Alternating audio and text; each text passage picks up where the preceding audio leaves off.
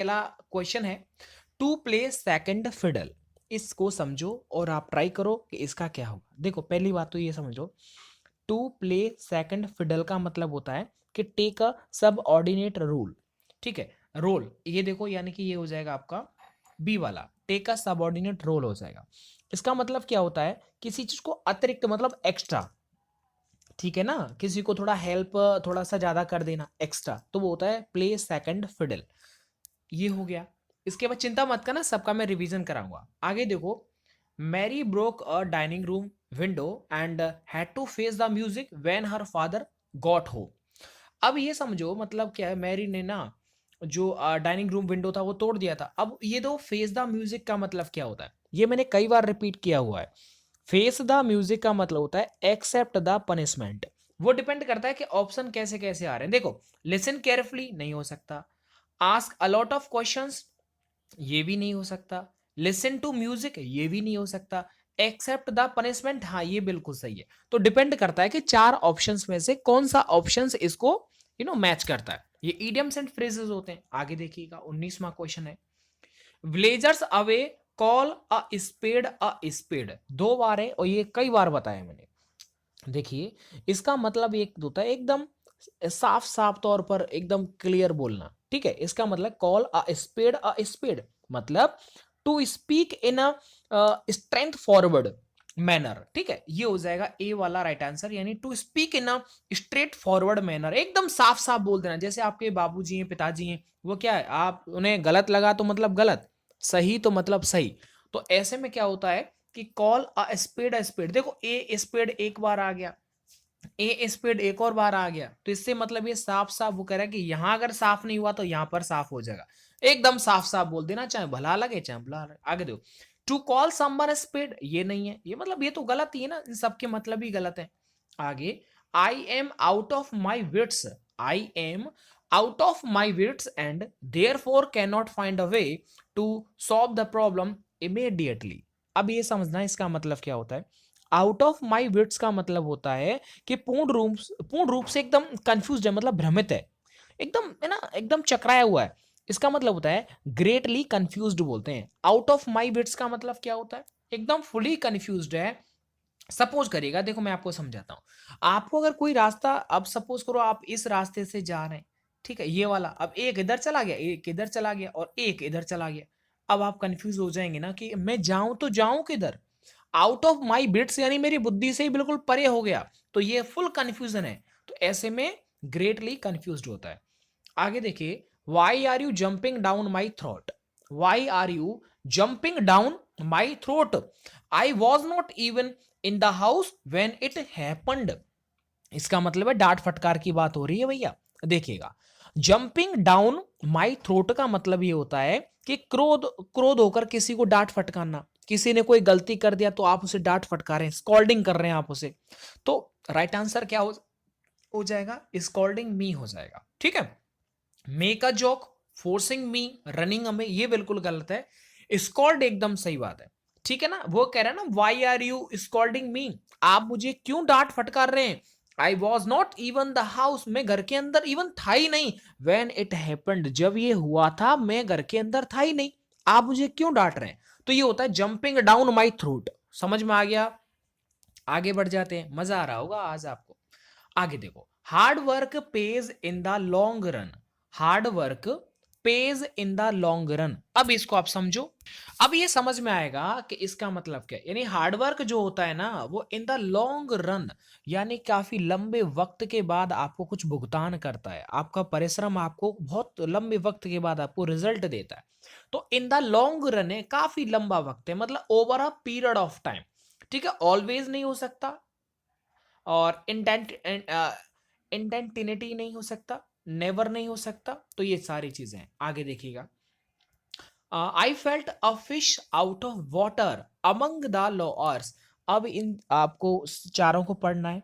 ये मतलब समझो क्या होता है, अ फिश आउट ऑफ वाटर का मतलब होता है छटपटाता हुआ, जो एकदम कंफर्टेबल नहीं है, असहज। राइट, तो चारों ऑप्शन को पढ़ के समझ में आ गया होगा कि वो अनकंफर्टेबल की बात कर रहा है। मतलब एक मछली है और वो पानी से बाहर हो गई, तो बताओ वो कैसी होगी, अनकंफर्टेबल होगी। आगे, the the Cauvery water issue led to apple of discord between the two governments। अब ये समझिएगा आप, ये एप्पल ऑफ डिस्कॉर्ड का मतलब क्या होता है।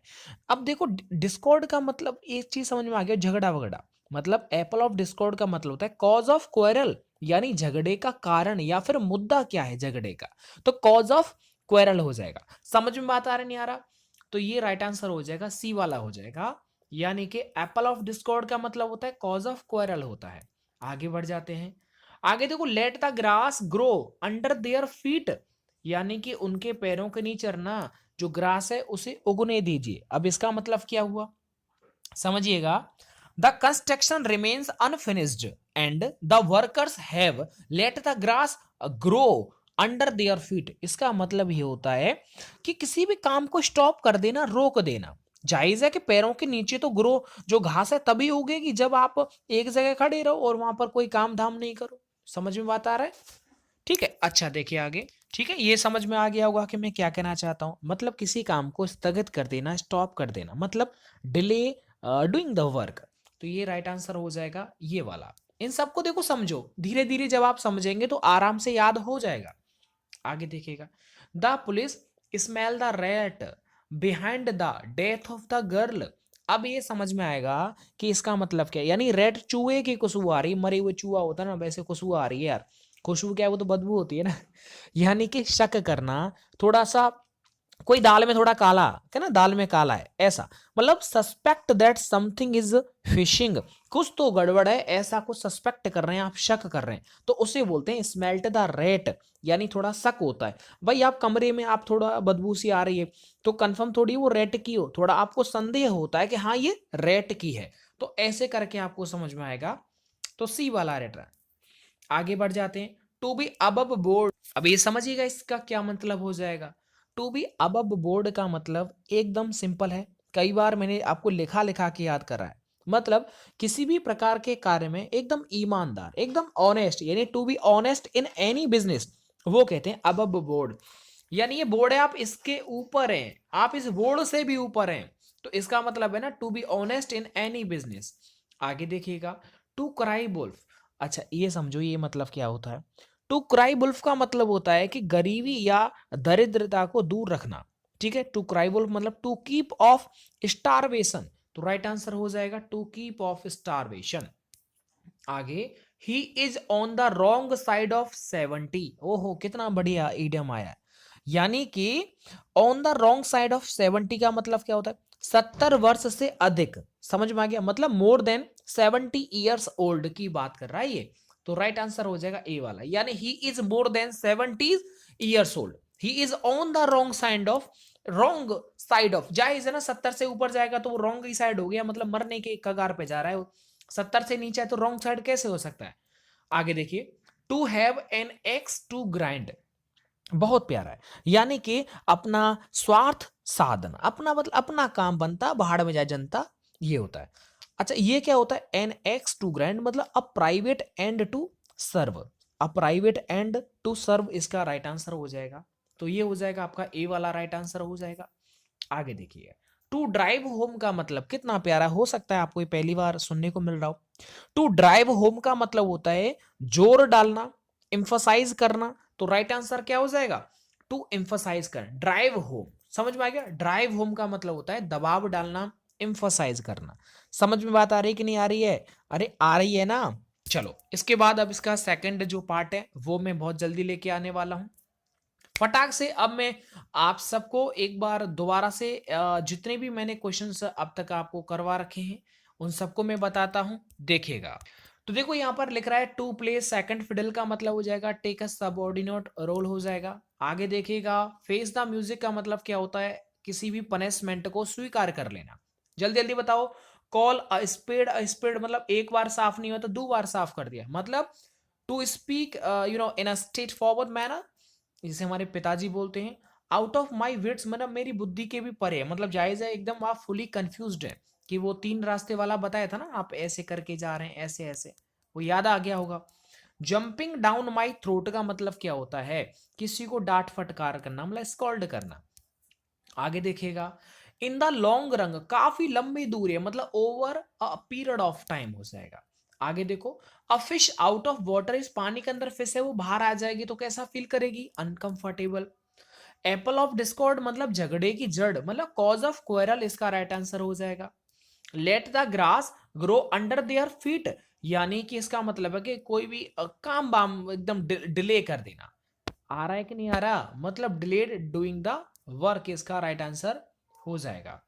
आगे बढ़ स्मेल अ रेट, आप कमरे के अंदर गए, ये फिक्स थोड़ी है कि वो रेट की ही मतलब बदबू आ रही है, तो मतलब सस्पेक्ट है, मतलब संदेह है, suspect that something is fishy. आगे देखो, टू बी अबव बोर्ड, आपके पिताजी, हमारे पिताजी कैसे होते हैं अपने बिजनेस के अंदर, एकदम ईमानदार होते हैं। To be honest in any business.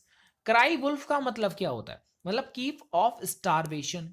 आगे बढ़ जाते हैं, on the wrong side of 70, ये 70 अब आप ऊपर जा रहे हैं, इसका मतलब खतरे की घंटी है, मरने वाला है बुड्ढा। मोर देन 70 ईयर्स ओल्ड हो जाएगा। आगे देखो, एक एक्स है और इस पे ग्राइंड रखना है, मतलब क्या हो जाएगा, इसका मतलब ये हो जाएगा कि to private, sorry a private end to serve हो जाएगा। आगे, टू ड्राइव होम का मतलब क्या होता है, किसी पर दबाव बनाना।